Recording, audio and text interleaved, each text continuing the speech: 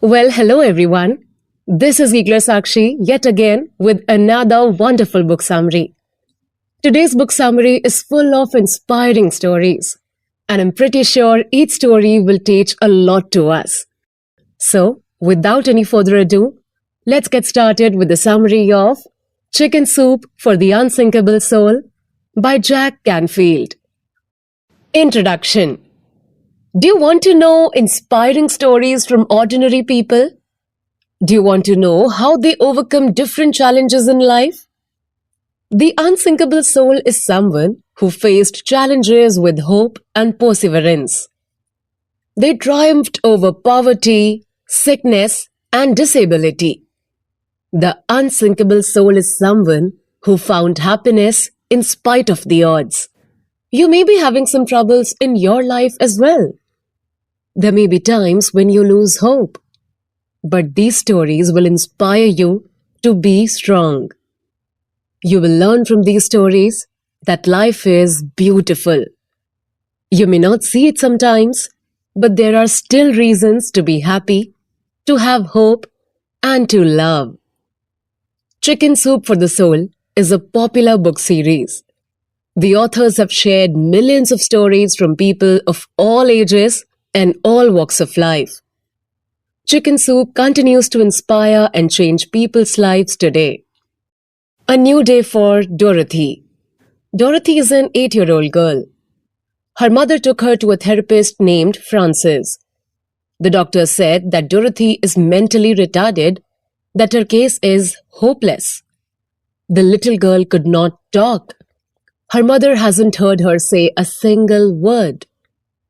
Of all the years in working with special children, Frances learned that people should not look at what is lacking in them. The important thing is to see the special strengths of these children and to show them love. Frances believes that every special child has a special strength. She adored Dorothy from the first time they met. Dorothy has beautiful blonde hair and big blue eyes. She was very shy when she saw Frances. It's one of her quiet days, thank heaven. On her wild ones, there is no controlling her. Dorothy's mother said. Frances did not say that. She just saw in Dorothy an individual who is struggling to be seen and recognized. Frances said she would try to work with Dorothy for 1 month. It was difficult in the beginning. Frances would bring Dorothy to a special class for retarded children. The little girl would just sit on her chair and stare blankly. She doesn't want to play with the other kids. She's unreachable. I don't know why they keep sending her. The teacher said. Frances observed the class. The children are playing with wooden shapes. One is trying to fit a square block in a square hole. Frances understood why Dorothy is uninterested. It's not fun and challenging to play. Frances advised the little girl's parents to quit the school. She learned that Dorothy's problem is that no one recognizes her strengths. No one expects her to do anything. Frances saw that if Dorothy is just given the chance to learn and do things on her own, she would improve greatly. One day, Dorothy was having breakfast with her siblings. She did not eat her cereals. She just sat there observing the other children. Just spoon it to her, the nurse said. But Frances replied, she can eat by herself. I guess she is just too interested in what's going on. The nurse did not believe that though. For her, Dorothy is just retarded and hopeless. But Frances knows that even though she doesn't say a word, Dorothy understands what is happening around her. Frances took Dorothy to Central Park on a beautiful sunny day. As they walked around the park, Frances started singing. She knew that Dorothy likes it because the little girl started marching her feet and nodding to the melodies. They sat in a bench and brought out the crayons and sketch pads. Frances noticed the drawings of Dorothy. There are always patterns of waving lines, flowing lines drawn all over. Frances did not know what it means then. The nurse says they are just meaningless scribbles. There at the park, Frances drew the trees, the people, and the sky. Dorothy drew some pigeons. Frances saw the beauty in them. And then Dorothy stood up. She raised her arms to the sky and flew like a pigeon. She went around and around in her graceful flying dance. When autumn came, Frances and Dorothy stayed in the house to play the piano. Frances played the songs she sang at the park. She sang all the happy melodies that Dorothy liked. The next thing she knew, Dorothy is singing along with her. Her little voice rang across the room. Frances kept on playing the songs. She was surprised that Dorothy remembered every word. And then she heard someone crying at the door. It was Dorothy's mother. She took Dorothy in her arms and hugged her tight. From that moment on, Dorothy's life was changed. Frances stayed for another month. During that time, Dorothy learned the alphabet. When Frances left, Dorothy is already 13 years old. She can do many things on her own. Dorothy was finally able to talk. Frances asked her what her drawings mean. Those wavy lines she drew over and over again. Dorothy said, "That's what the wind looks like." The little girl was finally able to spread her wings and go out to the world. Small soldiers. Rachel is a single mother of 4 children. She is 27 years old. Rachel and her small soldiers lived in an old apartment in New Jersey. She did everything she could to raise her kids alone. She can't afford the luxuries in life, but Rachel makes sure to shower them with love. When the kids are asleep, Rachel would always think of ways to improve their lifestyle. One night, she found a nice apartment they could move in. It has 5 bedrooms. The apartment is even surrounded by a huge backyard. Her children could finally have their own space and play around. Rachel talked to the landlady. She said she would fix all the repairs and prepare everything in 1 month. Rachel paid her the first month's rent in cash. The children were very excited to move. They all started packing. Rachel was very happy for her children. But there became a problem. Rachel forgot to ask for the keys of the new apartment. The landlady did not answer her calls anymore. It seems like Rachel had been duped. With a heavy heart, she relayed the bad news to the kids. She felt sad and defeated. But the worst was yet to come. They could not go back to the old apartment because the lease is already done. Rachel has no more money. Her mother wanted to take them in, but kids are not allowed in her place. Rachel went to her friend, who is also a single mother with 5 kids. Her friend took them in, but Rachel knew that they couldn't stay for long. She told her small soldiers that they have no choice but to camp in the car. "Why can't we stay at Grandma's?" Her 10-year-old son asked. "People have their own lives, honey. We have to handle this on our own. We can do this," Rachel said. She tried her best to be strong for her children. She drew her strength from them. They lived in the car for several weeks. They showered at Grandma's apartment in the morning. They ate at fast food restaurants. The kids went to school as usual, and they never missed a day. It was an odd routine, but the kids enjoyed it. Every night, Rachel will find a parking lot under a spotlight. When it is cold, the kids would cuddle in the back seat. They shared blankets and hugged each other for heat. Rachel would stay in the driver's seat and keep watch. Eventually, Rachel saved enough money to rent an apartment. But she couldn't find one which accepts 4 kids. So she looked for a cheap hotel instead. The kids are happy. There's a warm bed and a bathtub. They sneaked in groceries to cook in a small hot plate. Many months have passed. The landlady called Rachel. She apologized for what happened and promised to refund all the money. 13 years later, Rachel and her children lived in a wonderful large house. She is very proud of her small soldiers. They have been brave. They fought that tough time in their life together. Journey out of silence.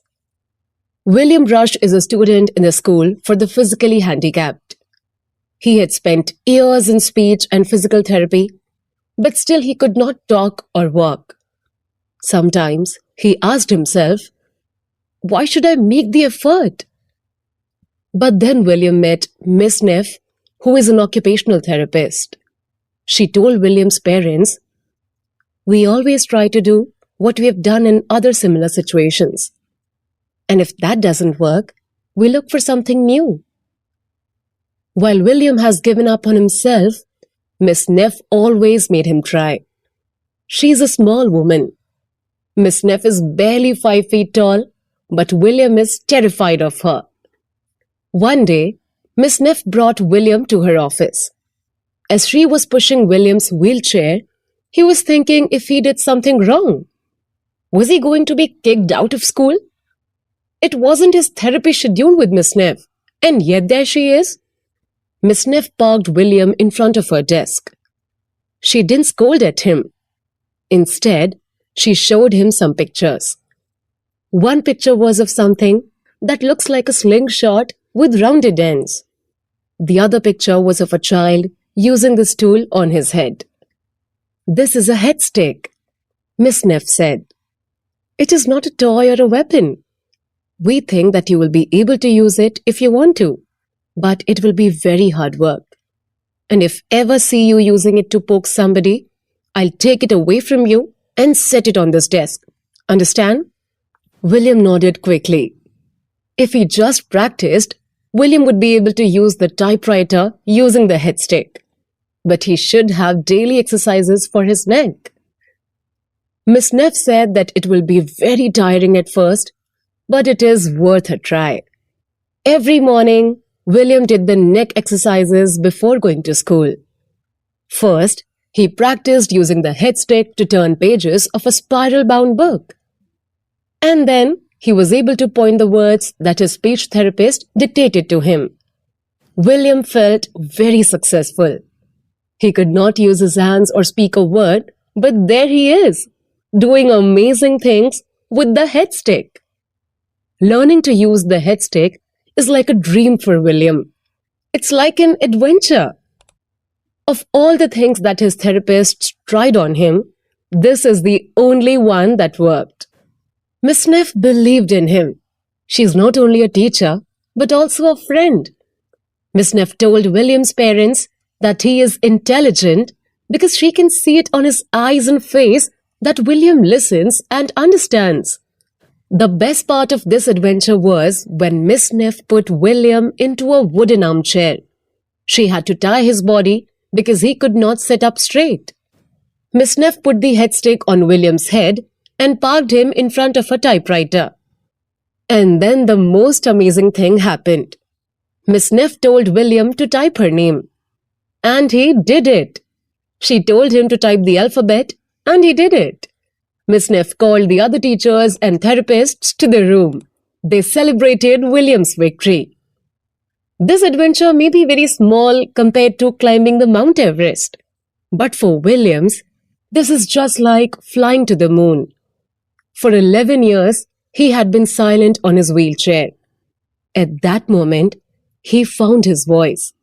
He typed his own story and sent it to the Chicken Soup authors. Tina's 10 points. Tom Krause is a high school teacher. He had a very special student named Tina. She's a 17-year-old girl who always smiles. That is even though she's suffering from cerebral palsy. All her muscles are stiff and unmanageable. She uses a walker. Tina has difficulty in speaking, but her smiles show that she is a great kid. The other students do not talk to her most of the time, But Tina greets her classmates when she sees them in the hallway. Tom gave an assignment to his class. That is to memorize the first three stanzas of the poem entitled Don't Quit.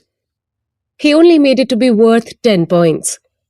Tom did not expect his students to do it anyway. When Tom was still a student, he didn't even bother with assignments like this. He saw the look on Tina's face that day when he gave that assignment. She looked worried. She did not have her usual smile. Tom wanted to tell her, "Don't worry, Tina, it's only 10 points." When it's time to recite the poem, Tom brought out the roster. One by one, his students failed to recite the lines. They would always say, "Sorry, Mr. Krause, it's just for 10 points anyway, right?" Tom was frustrated. He proclaimed that the next student who could not do it will have to do 10 push-ups. But Tom was surprised to see that Tina was actually next in the roster. The girl stood up anyway. She got into her walker and went in front of the class. Tina struggled with the words, but she was able to recite the first stanza. When she made a mistake, Tina suddenly let go of her walker and dropped to the floor. "Tina, I was just kidding," Tom said. But she did it anyway. With all her strength, she did all 10 push-ups. After that, she crawled back up to her walker. Tina stood up and continued the next two stanzas. She recited all three stanzas perfectly. Tina was the only one in the whole class who did it. When she was done, one classmate asked her, "Tina, why did you do that? It's only worth 10 points." Tina struggled with her reply. She said, "Because I want to be like you guys, normal." The whole class fell silent. And then another classmate said, "Tina, we're not normal. We are teenagers. We get in trouble all the time." "I know," Tina replied. She had that big smile on her face again. Tina got her 10 points that day. But more than that, she gained the love and respect of her classmates. For her, that is worth over 100 points. The letter. Julian has an adopted son named Luke. One day, she had to write a letter to Luke's biological mother. She had sent letters to the woman she doesn't know before. She sent photos and stories of Luke growing up. Julian kept on sending even though she doesn't receive a reply. But this letter is different. Luke's life depends on it. The doctor said that Luke has sickle cell disease. He is born with very weak red blood cells. The doctor also said that he will probably develop anemia and suffer extreme pain and swelling in his joints. Luke was given blood transfusion every month to make him healthy. But when he was 3 years old, Luke got sick with flu and had difficulty in breathing. Jelaine rushed him to the hospital. Luke was immediately admitted. He was given antibiotics through IV. The doctor said that Luke has acute chest syndrome. The large clumps of red blood cells are blocking the vessels of his lungs. Because of that, the oxygen in Luke's blood is very low. His situation is getting worse as time goes by. Luke was given a heart bypass machine so that his blood oxygen will improve. Finally, his breathing got better. The monthly blood transfusions were increased to every 3 weeks. But it was only a temporary cure. "Isn't there anything more we can do?" Jelaine begged the doctors. The hematologist told her, "There's a chance Luke's sickle cell disease could be cured with a bone marrow transplant. The new marrow would produce healthy blood cells that wouldn't carry the sickle cell disease." Jelaine became full of hope. But then the doctor asked, "Do you know if Luke has any siblings? A biological brother or sister could be a match. He or she can donate healthy bone marrow to Luke." And so, Jelaine wrote the letter that could save Luke's life. She explained the disease and asked Luke's biological mother, "Would you consider having your other children tested as possible marrow donors?" Jelaine sent the letter. She prayed and hoped for the best. 2 weeks later, the hematologist called. Luke's biological mother brought her children for the test. One of them is a perfect match for Luke. The child agreed to be a donor. Jelaine cried tears of joy. The transplant was done in University of Michigan Medical Center. Luke had to undergo chemotherapy for 10 days to kill the defective bone marrow. Miles away, his brother is in a local hospital for the bone marrow extraction. A few ounces were taken from him. That important cargo was delivered to Michigan. The doctor used an IV to infuse the healthy bone marrow cells in Luke's veins. 2 weeks later, the test results revealed that Luke's new bone marrow is working perfectly. It is already making healthy red blood cells. Luke can finally go home. The sickle cell disease is gone for the rest of his life. Jelaine wrote to Luke's biological mother to share the good news. Finally, she got a reply. The letter wrote, "I've written many letters, but never had the courage to mail them. Many times, I felt like I did the wrong thing. But now I know it was right. I never could have given Luke the medical attention he needed. Now I know he's right where God needed him to be. Luke has 2 families who love him. He's a very lucky little boy." But at that moment, Jelaine knew that she's the one who's lucky. She has a kind, loving, and healthy son. New directions. Mrs. Annie Johnson is a strong-willed woman from Arkansas. At one point in her life, it seemed like all the odds are against her. The year was 1903. Her husband left her for another woman. She had to raise her 2 toddler sons by herself. Mrs. Johnson had no money. She can read a little and add small numbers. It was a difficult time for Negro people in America like Mrs. Johnson. She's a big woman, over 6 feet tall. Mrs. Johnson did not want to work as a housemaid. She doesn't want to leave her babies to someone else. She cannot work in the lumber mill or the cotton gin. Since Mrs. Johnson could not fit for the jobs, she made it so that the jobs will fit for her. Mrs. Johnson was not a great cook, but she thinks she can manage. She planned thoroughly how she will make money. One night, Mrs. Johnson filled 2 buckets with stones.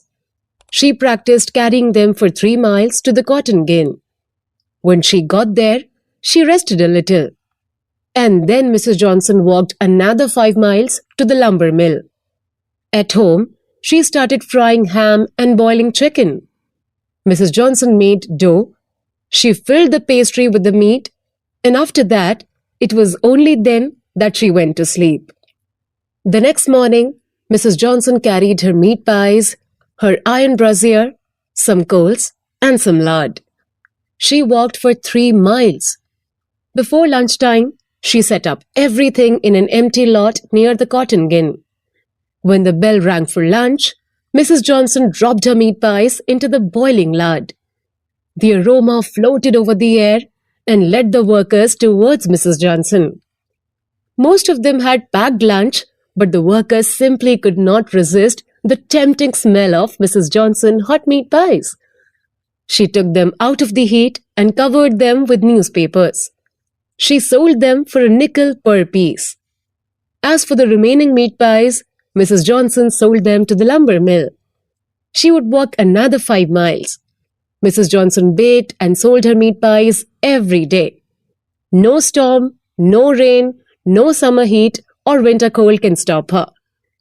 The workers have counted on Mrs. Johnson for her daily rations. They always look for the tall woman outside frying her meat pies. When Mrs. Johnson got her loyal customers, she built a stall in between the lumber mill and the cotton gin. She didn't have to walk for miles. The workers already come to her. Mrs. Johnson had made a new path for herself. When describing her journey, she said, I looked up the road I was going, and since I wasn't satisfied, I decided to step off the road and cut me a new path. She had come a long way. Over the years, Mrs. Johnson's meat pie stall became a successful business. She also sold cookies, candies, cheese, pickles, fruits, canned goods, and soft drinks. Anyone would accept Mrs. Johnson to just give up, but she persevered and took the challenge that life has given her. One day, she had nothing, but Mrs. Johnson fought hard. She relied to no one but herself. Mrs. Johnson lived happily with her successful business and her two adorable children. Conclusion. You have learned inspiring stories from the Unsinkable Soul. You may be experiencing sickness like Dorothy, William, Luke, or Tina. Or you may be suffering from poverty like Rachel and Mrs. Johnson.